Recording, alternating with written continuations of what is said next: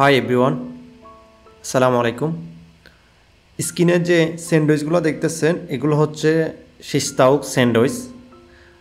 আজকের ভিডিওতে আমি আপনাদের সাথে শেয়ার করব লেবনানিজ শিস্তাউক স্যান্ডউইচ এবং লেবনানি শিস্তাউক রেসিপি কীভাবে আমরা রেস্টুরেন্টে তৈরি করে থাকি, ওইটাই আজকে আপনাদের সাথে শেয়ার করব। শিস্তাউক তৈরি করার জন্য আমি এখানে চিকেন ব্রেস্ট অর্থাৎ মুরগির হাড় ছাড়া বুকের যে মাংসটা আছে ওইটা নিয়ে নিছি কিছু পরিমাণ। তো এখন আমি এটা কাটিং করব। কাটিংয়ে অবশ্যই আপনাকে ফলো করতে হবে প্রত্যেকটা সাইজ যাতে সেম সাইজ থাকে। দেখা গেল যদি একটা বড় একটা ছোট যদি হয় তাহলে ছোটোটা আপনার ফার্স্টে কুক হয়ে যাবে, গ্রিল হয়ে যাবে, অর্থাৎ বড়টা আপনার দেখা গেল কি কুক হয় না, কুক হবে না, ভিতরে কাঁচা থাকে যাবে। তো অবশ্যই আপনাকে প্রত্যেকটা সাইজ সেম রাখার জন্য চেষ্টা করবেন। আমরা যেটা করি রেস্টুরেন্টে প্রত্যেকটা সাইজ 22-23 গ্রাম অর্থাৎ এই সাইজে কাটিং করে থাকি। আরেকটা কথা হচ্ছে মুরগিগুলা 1.5 কিলো বা 2 কেজির মাঝামাঝি হলে সবচেয়ে বেশি বেস্ট হয়। তাহলে স্পাইসিগুলো যে আমরা যে ম্যারিনেশনটা করব বা স্পাইসিগুলো দিব তাহলে মুরগির ভিতরে এগুলা ভালোভাবে কাউন্ট করে। রেসিপিটা আপনাদের সাথে শেয়ার করার জন্য আমি এখানে 1 কেজি চিকেন নিয়ে নিছি। ইয়োগার্ট দিচ্ছি আপনার 100 গ্রাম অথবা টক দই 100 গ্রাম।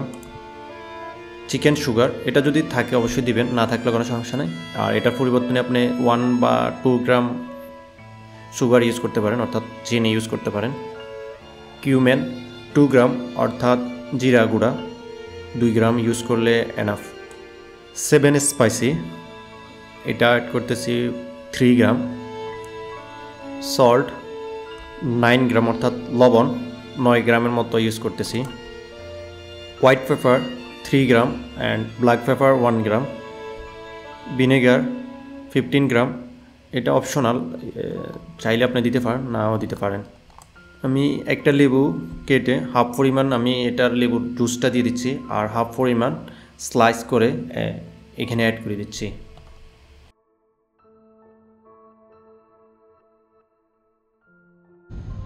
কুকিং অয়েল 70 গ্রাম অর্থাৎ সয়াবিন তেল 70 গ্রামের মতো ইউজ করতেছি 1 কিলোতে। এটা হচ্ছে গার্লিক ক্রিম, এটা অ্যাড করতেছি 100 গ্রাম অর্থাৎ 100 গ্রামের মতো। 2 থেকে 3টা তেজপাতা দিয়ে দিচ্ছি। স্পাইসিগুলো দেওয়ার শেষে আমি ভালোভাবে চিকেনটাকে মিক্স করে নিব যাতে করে চিকেনের গায়ে ভালোভাবে মশলাগুলো বা স্পাইসিগুলো চিকেনের সাথে অ্যাড হয়। এটা অবশ্যই করতে হবে আপনাকে 2 থেকে 1 মিনিট এগুলা যদি মিক্স করেন তাহলে ভালো হয়। এটাকে আমি এখন লাইলন করে অর্থাৎ আমরা ক্লিপিং রোল করে ফ্রিজে রেখে দেবো 6 ঘন্টার মতো। 6 ঘন্টা পরে, সর্বনিম্ন 6 ঘন্টা, দেন যদি ইচ্ছে বেশি ভালো হয় 1 দিন রাখার পর। আর এটার মেয়াদ থাকবে, এটা আপনি নর্মাল ফ্রিজে 3 দিন পর্যন্ত আপনি রাখতে পারবেন।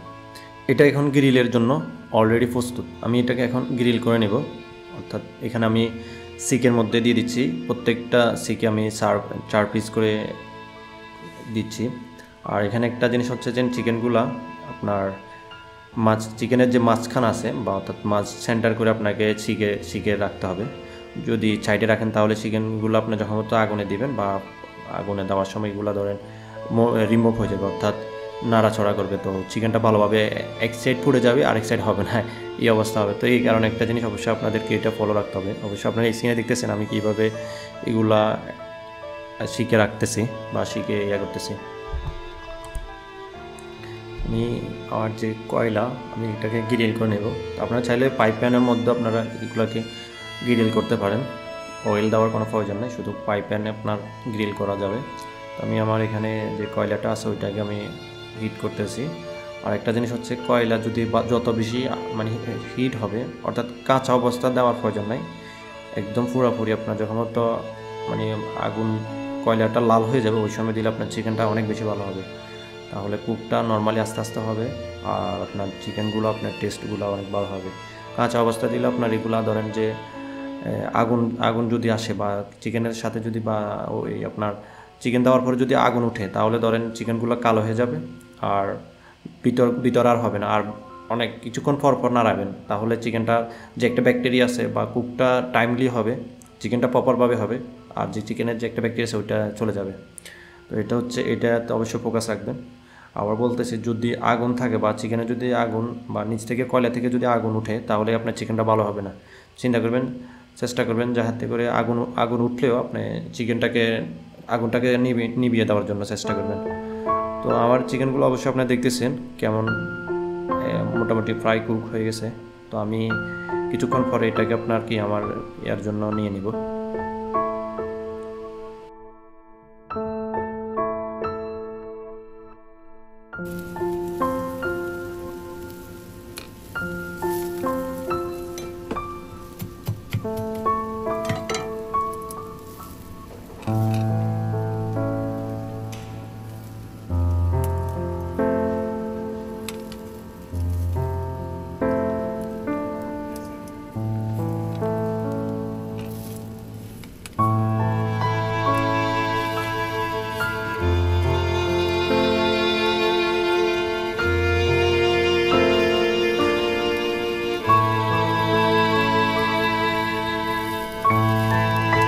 চিকেনগুলো অলমোস্ট কুক ডান। তো আমার এখানে চিকেনগুলো কুক হইতে 6 থেকে 8 মিনিটের মতো সময় লাগছে। নর্মালি চিকেন ফিশটা হইতে 6 থেকে 9 মিনিট 10 মিনিটের সময় লাগে। আপনারা যারা বাসায় তৈরি করবেন আপনাদের সময় একটু বেশি লাগে, কারণ হচ্ছে যে আপনার আমাদের মতো ফ্রেশ নাই, কারণ সময় একটু বেশি লাগে। পাইপানি কুক করলে তবে আপনার বুঝবেন কি অবস্থা আপনার। তো আমি এটা হচ্ছে আমার একটা হচ্ছে নর্মালি আমাদের যে ওয়ার্ডারটা আছে বা আমাদের যে রেস্টুরেন্টের যে ইয়েটা আছে ওইটার একটা ডিশ। তো এখানে আমি তিনটা শিট রাখলাম, আর একটা কিছু সালাদ হচ্ছে আপনার সালাদটা হচ্ছে ফার্স্টলি অনিয়ন অ্যান্ড লবণ, এটাই সল্ট। এখানে গার্নিশের জন্য আমি একটা টমেটো ইউজ করছি, আরেকটা অনিয়ন ইউজ করতেছি। তো আর এখানে একটা ব্রেড করছি, আরেকটা গ্রিন চিলি দিয়েছি, আর ফ্রেঞ্চ ফ্রাই দিচ্ছি। অবশ্যই ফ্রেঞ্চ ফ্রাই রেসিপিটা আমার ইউটিউব চ্যানেল আছে, আপনারা চাইলে দেখে আসতে পারেন কীভাবে ফ্রেঞ্চ ফ্রাই আমি তৈরি করছি। স্যান্ডউইচগুলো আমি আপনাদেরকে একটা স্যান্ডউইচ দেখে, এটা হচ্ছে গার্লিক সস অথবা গার্লিক মায়োনেজ যেটাই বলেন। তো আমি এখানে একটা ব্রেডের জন্য একটা এক্সিক আমি আপনার চিকেন দিয়ে দিচ্ছি, আর দিচ্ছি ফ্রেঞ্চ ফ্রাই, আর সাথে দিচ্ছি আপনার পিকলেস অর্থাৎ কিউকাম্বার পিকলেস। তো এগুলো দেওয়ার পর জাস্ট এতটুকু, এর বেশি আপনার দেওয়ার প্রয়োজন নেই স্যান্ডউইচগুলোতে, একদম ইজি। তো এটাকে আমি এখন রোল করে নিচ্ছি। আমি উপরে একটু পেপার পেস্ট অ্যান্ড প্লাস সাথে একটু আপনার বাটার অ্যাড করে দিচ্ছি। যদি আপনারা পেপার পেস্ট প্রয়োজনে যদি পারেন বাটারটা অ্যাড করবেন, যদি বাটার না থাকে একটু অয়েল দিয়ে দিবেন, দুই পাশে একটু অয়েল লাগিয়ে দিবেন, লাগানোর পরে একটু গ্রিল করে নেবেন, অথবা পাইপ্যানে যদি হয় পাইপ্যানে আপনার একটু গ্রিল করে নেবেন, জাস্ট এতটুকু। তো আজকের রেসিপি এতটুকুই। তো সামনে আপনারা কী ধরনের কোন রিলেটিভ রেসিপি চান অবশ্যই কমেন্টে জানাবেন, যেমন অ্যারাবিয়ান অথবা লেবনানিজ, তুর্কিশ, যে কোনো আইটেম আপনারা যদি ভালো লাগে আমার কমেন্টে জানাবেন। আমি ওইটা আপনাদের সাথে ইউটিউবে শেয়ার করার জন্য চেষ্টা করব। তো টেক কেয়ার, ভালো থাকবেন।